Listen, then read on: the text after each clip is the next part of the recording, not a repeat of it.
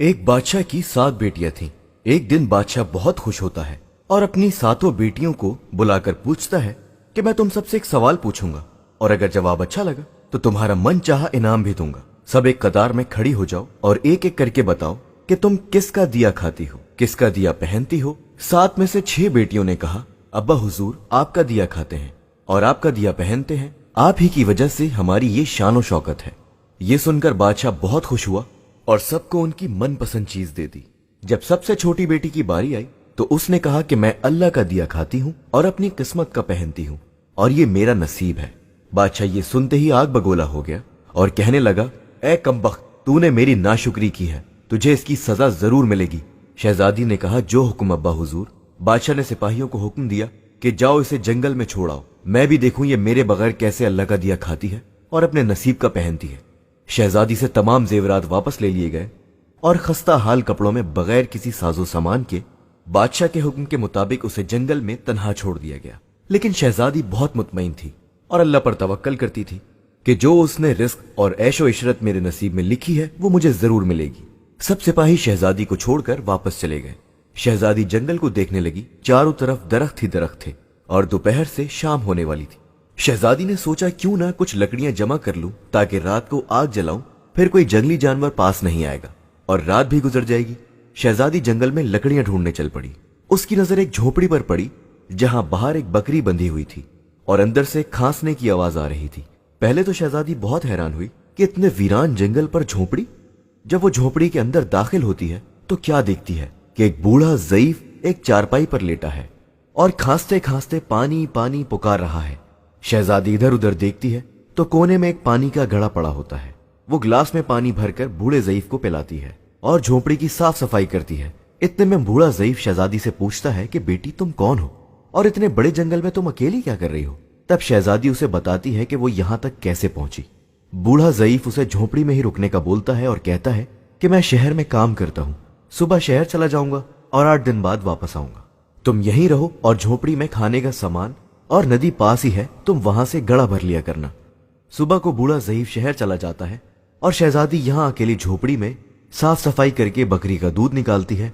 आधा अपने लिए रख लेती है और आधा बाहर एक कोने में बर्तन में डालकर रख देती है कि रात को कोई जानवर भूखा या प्यासा होगा तो पी लेगा, और खुद अंदर आकर सो जाती है। सुबह सवेरे जब शहजादी उठती है तो क्या देखती है कि दूध का बर्तन खाली और पास एक लाल पड़ा है जो देखने में बहुत ही नायाब और कीमती मालूम होता है और पास ही सांप के निशान भी नजर आते हैं। तब शहजादी को याद आता है कि बचपन में उसने सुना था कि जब कोई नायाब सांप बहुत खुश होता है तो एक ऐसा लाल उगलता है जिसकी कीमत हीरे जवाहरात से भी महंगी होती है। शहजादी बहुत हैरान होती है और दिल में सोचती है कि शायद सांप भूखा था, इसलिए वो दूध पीकर खुशी में लाल छोड़ गया। फिर वो लाल उठाकर अपने पास रख लेती है और फिर अगली रात शहजादी बर्तन में दूध रख देती है और अगली सुबह जब देखती है तो फिर एक और लाल होता है। ऐसे ही करते करते 7 दिन गुजर जाते हैं और शहजादी के पास 7 लाल जमा हो जाते हैं और इस दिन बूढ़ा ज़ईफ भी आ जाता है। तब शहजादी उसे लाल दिखाती है और सारा वाकया बताती है और बूढ़े ज़ईफ को 3 लाल देती है और कहती है कि शहर जाकर ये लाल बेच दो, आते वक्त अपने साथ महल बनाने वाले मजदूर लेकर आना।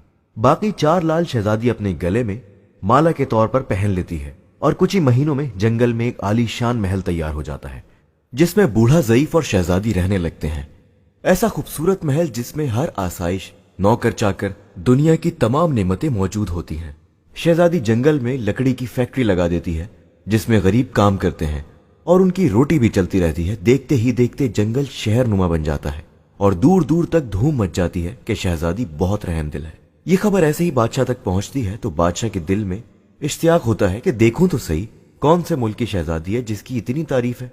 बादशाह सिपाहियों के हाथ पैगाम भेजता है। शहजादी के सिपाही जब शहजादी को बताते हैं तो शहजादी ये हुक्म देती है कि बादशाह सलामत एक शर्त पर हमसे मिल सकते हैं कि वो अपनी तमाम बेटियों के साथ आए। सिपाही जाकर बादशाह को पैगाम देते हैं। एक दिन बादशाह अपनी तमाम बेटियों के साथ शहजादी के महल जाता है। शहजादी उन सब से मिलती है, चेहरे पर नकाब करके, और उनके लिए 7 रंग के खाने पेश करती है और हर खाने के साथ उसी रंग का जोड़ा जेवरात पहनकर आती है।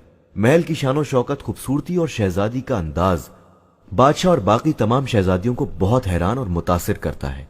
आखिर में बादशाह शहजादी से कह ही देता है कि तुम मेरी बेटी की जगह पर हो और मैं भी तुम्हारे कहने पर अपनी बेटियों के साथ आया हूं, फिर हमसे ये पर्दा किस लिए। बहुत इसरार पर शहजादी कहती है, ठीक है, मैं तैयार होकर आती हूं। सब शहजादियां आपस में सरगोशी करने लगती हैं, इतनी तो तैयार है, इतने महंगे जेवरात पहने हैं, अब कितना तैयार होकर आएगी। इतने में क्या देखते हैं कि दूर से एक खस्ता हाल कपड़ों में कोई आ रहा है, और गौर करने पर बादशाह को याद आता है कि ये अभी तक जिंदा है। मैं तो सोचता था कि उसे जंगल में जानवर खा गए, और जब मैंने अपने सिपाहियों को इसकी खबर लेने भेजा था तब उन्होंने भी यही बताया कि वहां शहजादी का कोई नामो निशान नहीं है, तो ये कैसे मुमकिन है। बादशाह खुशी से झूम उठता है और कहता है, शहजादी को बुलाओ, मैं तुम्हें शहजादी से आजाद करवा के ले जाऊंगा, चाहे वो तुम्हारी कीमत में मेरी सारी बादशाहत मांग ले। ये सुनते ही शहजादी बोलती है, अब्बा हुजूर, मैं ही वही शहजादी हूं, और मैं कहती थी कि मैं अल्लाह का दिया खाती हूं और अपने नसीब का पहनती हूं। बस उसी अल्लाह ने मुझे कहां से कहां पहुंचा दिया कि आज मैं आपसे भी ज्यादा अमीर हूं। फिर शहजादी अपना तमाम हाल बयान करती है कि वो इस मकाम तक कैसे आई, और फिर दिखाती है अपने गले की माला जिसमें अभी भी 4 लाल मौजूद होते हैं। ये बात सुनते ही बाकी तमाम शहजादियां दिल में रश्क करने लगती हैं और सोचती हैं कि ऐ काश हमने भी तब यही कहा होता कि अल्लाह का दिया खाती हैं और अपने नसीब का पहनती हैं। हमेशा अल्लाह की जात पर यकीन रखो, वो जिस हाल में भी रखता है हमेशा शुक्र अदा करो, वो जात तुम्हें कभी अकेला नहीं छोड़ेगी।